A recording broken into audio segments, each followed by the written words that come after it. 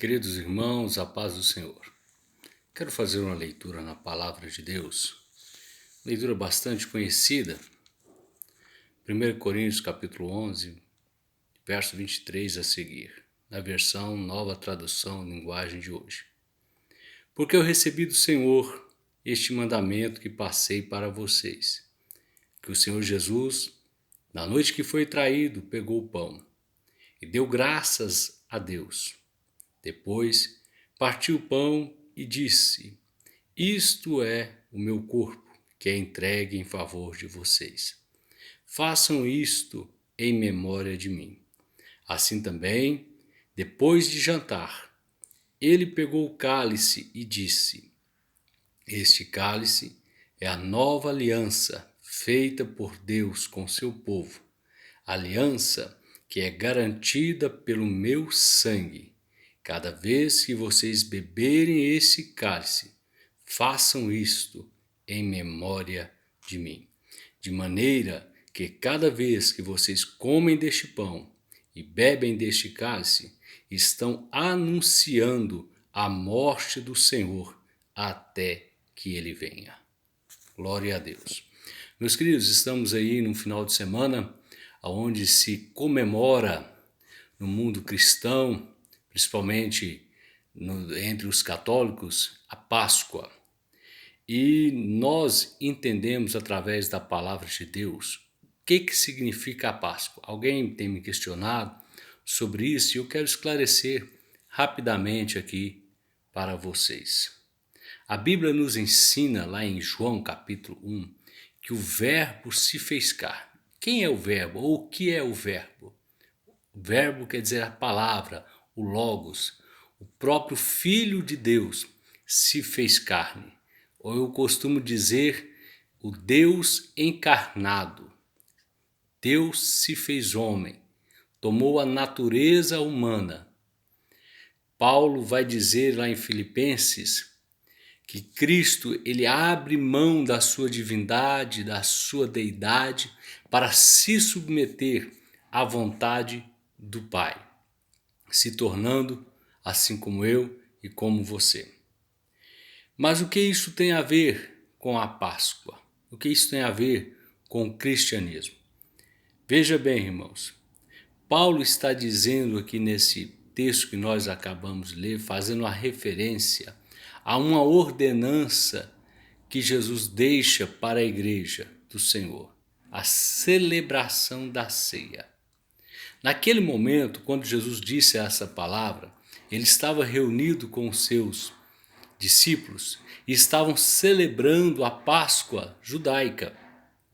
A Páscoa judaica era um momento onde o povo judeu celebrava a libertação do cativeiro egípcio. Durante 430 anos, o povo hebreu ficou cativo no Egito. E através da mão poderosa de Deus e do servo dele Moisés, Deus retirou este povo. E Deus, antes de tirar o povo ali, nós vamos ler lá em Êxodo, Deus, antes de tirar o povo do Egito, o que acontece? Deus envia pragas sobre o Egito, 10 pragas. E a última praga é a morte dos primogênitos. Mas para que esta praga não chegasse à casa dos hebreus, Deus pede para que cada família se reúna em suas casas e ali eles iriam celebrar a Páscoa. De que forma? Lá em Êxodo, capítulo 11, capítulo 10, 11 e 12, nós vamos ver como que era a forma. Eles tinham que estar vestidos, os homens vestidos, com o cajado na mão, com sapatos calçados. E um animal seria morto naquele dia, um cordeiro, de acordo com o tamanho da família, deveria ser o tamanho desse cordeiro. O sangue desse cordeiro deveria ser passado nos umbrais das portas e a família deveria comer esse cordeiro durante aquela noite e não poderia deixar nada. O que sobrasse deveria ser queimado. Havia um ritual, havia outros elementos que faziam parte da Páscoa, daquela ceia, daquela cerimônia. E aquele ato, aquela cerimônia ficou marcada na história de Israel.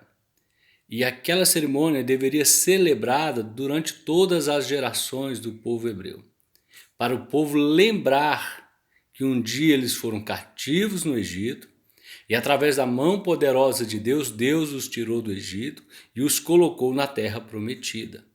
Então a Páscoa representa para os hebreus a libertação. E quando Jesus está agora celebrando a Páscoa com seus discípulos, e a Páscoa é uma referência ao Antigo Testamento, à antiga aliança de Deus com os hebreus, Cristo Jesus ali, ele pega o pão, parte esse pão e dá aos seus discípulos e fala algo interessante. Isto é o meu corpo que é entregue por vós. Comei dele todo. Pega o cálice com o vinho e dá aos seus discípulos, diz, isto é o sangue da nova aliança, ou seja, a partir de agora tem uma nova aliança estabelecida com o homem. Essa cerimônia, então, Cristo institui a ceia do Senhor, é instituída a ceia do Senhor para a igreja, não apenas para os hebreus, mas para a igreja, não apenas para os judeus, mas para a igreja. E a igreja é constituída de judeus e gentios, todos aqueles que creem no Senhor Jesus Cristo. Passam agora a celebrar não a Páscoa judaica, mas a ceia do Senhor, que é representada através do pão e do cálice. O pão representa o corpo, o cálice representa o sangue. Mas há um paralelo com a Páscoa judaica. Que paralelo é esse? Veja bem, para o judeu, a Páscoa representava a libertação do cativeiro egípcio e a conquista da terra prometida. Através disso, Deus cumpriu suas promessas. Eles viam na Páscoa a generosidade, a bondade e a misericórdia de Deus. E a ceia do Senhor também representa para nós uma libertação, mas não de um poder político, não de um poder social, mas do poder das trevas. Porque o que mais escraviza o homem, o que realmente escraviza o homem, não são as algemas que outros homens põem, não são as correntes que outros homens põem, mas sim as algemas do pecado. Porque o pecado leva o homem à morte, e uma morte sem Deus, uma condenação eterna.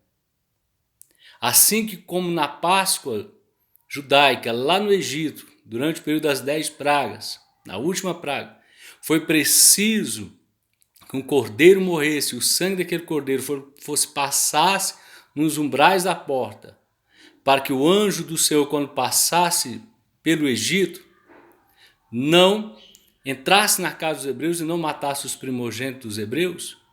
Foi preciso também que um sangue agora para a nova aliança, para a libertação do poder do pecado, fosse também derramado.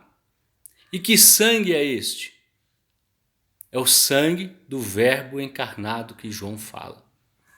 É o sangue de Jesus. Quando Jesus se entrega na cruz, quando Jesus aceita, ele se oferece como sacrifício vivo diante de Deus, ele está proclamando ali a libertação da humanidade da força do pecado.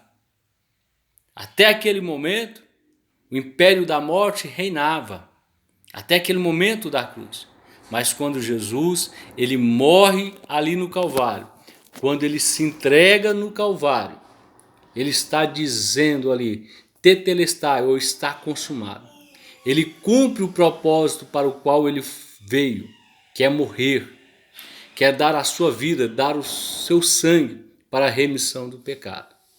Então, o corpo é representado no pão e o cálice é representado no sangue, porque o corpo de Jesus suportou a cruz, suportou as afrontas, suportou os chicotes, suportou todos os flagelos que foram lhe impostos naqueles dias, porque havia um propósito de libertação. Libertação do povo de Deus, libertação da igreja, libertação da humanidade. E o sangue derramado é o sangue que sela. Não era um simples homem que estava morrendo na cruz. Era Deus, o Deus encarnado.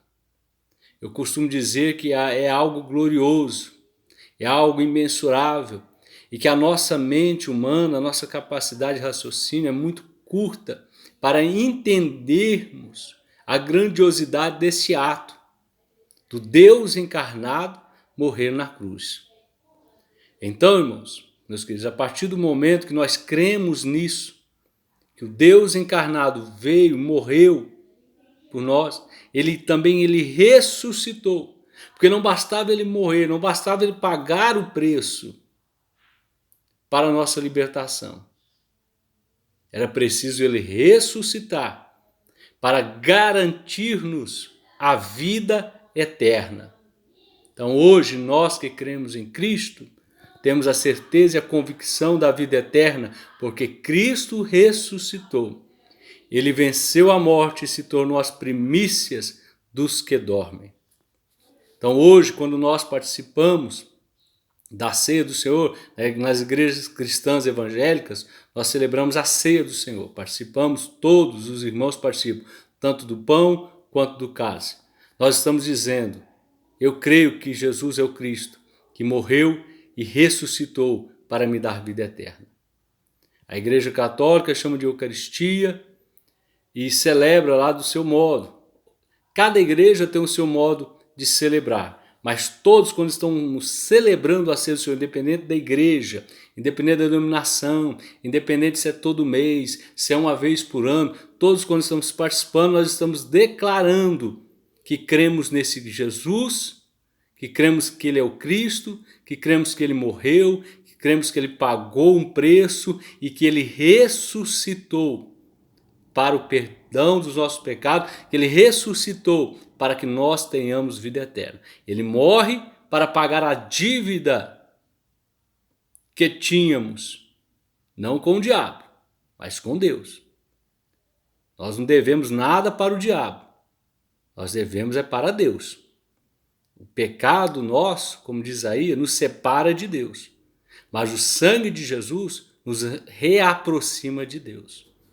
Então a Páscoa para nós cristãos é a celebração da nossa libertação do poder do pecado sobre nossas vidas. E como Paulo afirma em Romanos, que agora nenhuma condenação há em Cristo Jesus, para aqueles que estão em Cristo,